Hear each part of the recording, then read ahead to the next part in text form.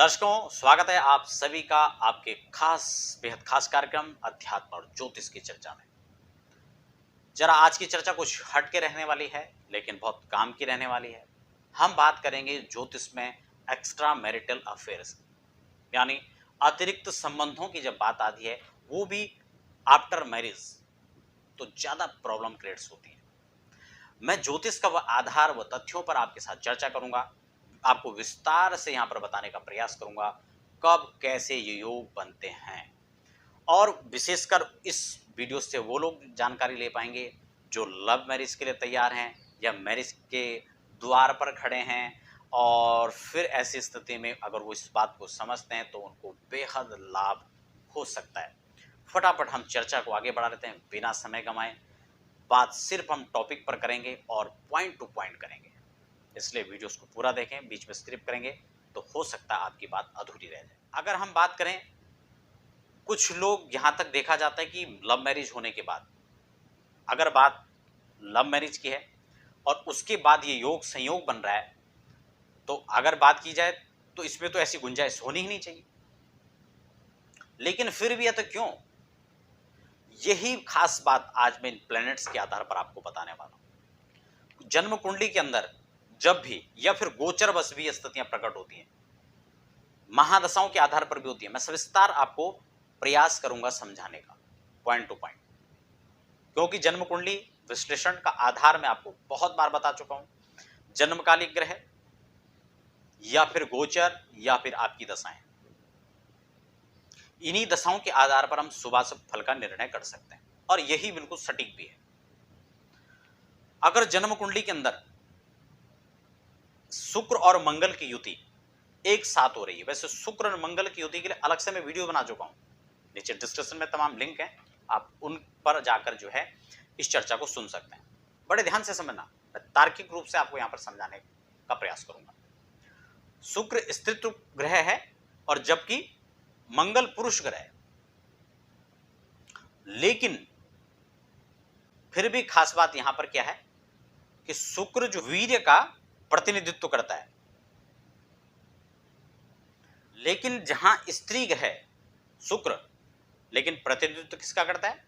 वीर्य धातु का, शुक्र धातु का। और मंगल और रज का। अब इन दोनों के प्रति, एक दूसरे के प्रति अट्रैक्ट होना ही तो बहुत स्वाभाविक है, प्राकृतिक नियम है। अब इन दोनों का प्राकृतिक रूप से, नैसर्गिक रूप से वृत्ति होने के कारण से एक दूसरे के प्रति अट्रैक्शन होना बहुत ही स्वाभाविक बन जाता है। शुक्र और मंगल जब दोनों युति करके एक साथ बैठेंगे तो निश्चित रूप से यह संयोग बनता है। लेकिन खासकर जैसे मैंने कहा, विवाह से पहले इस पर विचार किया जाए। खासकर वो युवा भाई बहन जो लव मैरिज के मोड़ पर हैं, उसके लिए विचार कर रहे हैं, उन्हें अपने पार्टनर की कुंडली में इस योग को जरूर देख लेना चाहिए। या फिर एक खास बात और, जब राहु का समागम कहीं हो जाए, बुद्धि भ्रमित हो जाएगी, इधर संयोग यह बनेगा और उस समय अतिरिक्त संबंधों का योग और पूर्ण प्रभावित हो जाएगा। समझ रहे इस बात को? दशाओं के आधार पर मजबूत हो जाएगा और इधर योग के आधार पर मजबूत हो जाएगा। और एक खास बात और बता दूं आपको, मान लो जन्म कुंडली के अंदर भी योग है और गोचर में भी योग आ गया, तो ये प्रभाव अत्यंत और श्रेष्ठ बन जाएगा और यहां पर अत्यंत इसका प्रभाव नजर आएगा। और एक चीज यहां पर, जैसे मैंने दशा की बात की है, मान लो राहु की दशा आ रही है या फिर शुक्र की महादशा चल रही हो और मंगल का अंतर चल करके आए, या प्रत्यंतर में मंगल आए, या कई सूक्ष्म दशाओं में भी, कई बार हवा इस तरह की होती है, अग्नि ददक पड़ती है, अनुकूल वातावरण मिल गया तो स्थितियां बदल सकती हैं। इसलिए ऐसी स्थितियों में सजग हो जाना चाहिए, सावधानी बरतनी चाहिए। तो दर्शकों, यहां पर खास बात, आज के जो कार्यक्रम का उद्देश्य था, खासकर उन युवा वर्ग के लिए जो कहीं ना कहीं ऐसी स्थिति में, ऐसे मोड़ में आकर के न तो घर वालों की सुन पाते हैं, न वो ज्योतिष को मान पाते हैं, उस समय कुंडली मिलान की बात आती है तो उसको नगण्य कर दे। कहने का मतलब यह है कि हम उस पर विश्वास तो रखते हैं कि प्रतिकूल हो सकता है, लेकिन फिर भी हम उसमें समाधान खोजने की स्थिति में होते हैं, उसको प्रयास करते हैं, कोई उपाय हमें मिल जाए हम उसको ढूंढने का प्रयास करते हैं और फिर भी हम आगे बढ़ने का प्रयास करते हैं। और क्यों ना, होता भी है, स्वाभाविक प्रक्रिया है, लेकिन उस समय हमें इन योगों पर अवश्य ध्यान देना चाहिए। कहीं ऐसा ना हो कि विवाह के बाद फिर ऐसी परिस्थितियां खड़ी हो और फिर वह अत्यंत जीवन भर दुखदायी बन जाए। अतिरिक्त प्रेम संबंधों में जहां बात आती है दोनों परिवारों की समस्याओं का, शुरुआत दोनों परिवार आपस में मानसिक ताड़नाओं को झेलते हैं, शारीरिक क्षमताओं को भी व्यक्ति गिरा देता है और कलह क्लेश की स्थितियां उत्पन्न हो जाती हैं। ऐसी स्थिति में बहुत बार तो ये देखा जाता है कि संबंध विच्छेद हो जाते हैं, तलाक की स्थितियां पैदा हो जाती हैं। लेकिन कई बार ऐसा भी लगातार चलता है कि वह उसी प्रताड़ना को झेलते झेलते अपना संबंध भी बरकरार रखते हैं। बहुत बार स्थितियां होती हैं, जो अफेयर्स हैं वो भी चल रहे हैं और वैवाहिक जो संबंध है, दाम्पत्य जो जीवन है, वह भी सुचारू रूप से चल रहा है।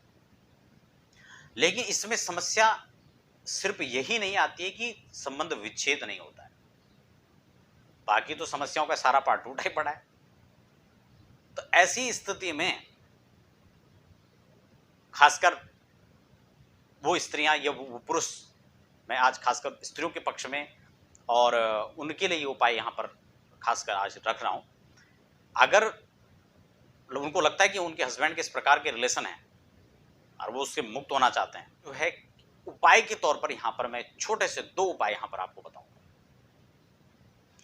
एक तो उन बहनों को क्या करना चाहिए, बुधवार के दिन या शुक्रवार के दिन 2 बार चयन कर लें, हो सके तो शुक्ल पक्ष के से ही आप इसको शुरुआत करें तो ज्यादा अच्छा है, और पूर्णिमा का संयोग अगर पड़ गया तो अत्यंत शुभ होगा। ऐसे में बुधवार से आप शुरुआत करें या शुक्र से, और कम से कम 9 बुधवार या 9 शुक्रवार, एक ही करना है, जो भी करें, चाहे शुक्र को कर लें या बुध को कर लें, 9 दिनों तक। अब वो हफ्ते में एक दिन पड़ेगा बुधवार, शुक्रवार भी सेम पड़ेगा। आपको अपने हाथ से स्वयं खीर बनानी है। खीर जैसे आप घर में प्रयोग करते हैं भोजन में, अपने हिसाब से कैसे बनाएं, जो भी जैसे आप बनाते हैं। और दुर्गा मंदिर में या भगवती के मंदिर में या घर में अगर ऐसी व्यवस्था नहीं आसपास या नहीं जा सकते हैं, तो भगवान को भोग लगा करके, माँ शक्ति को, दुर्गा को, और वह खीर 9 कन्याओं को, कन्याएं 5 से 6-7 वर्ष से ऊपर नहीं होनी चाहिए, इससे छोटी होंगी, 7 मैक्सिमम 9 वर्ष तक तो चल सकता है, उससे ऊपर नहीं। 5 से 7 या 9 वर्ष की कन्याएं हों तो ज़्यादा श्रेष्ठ है।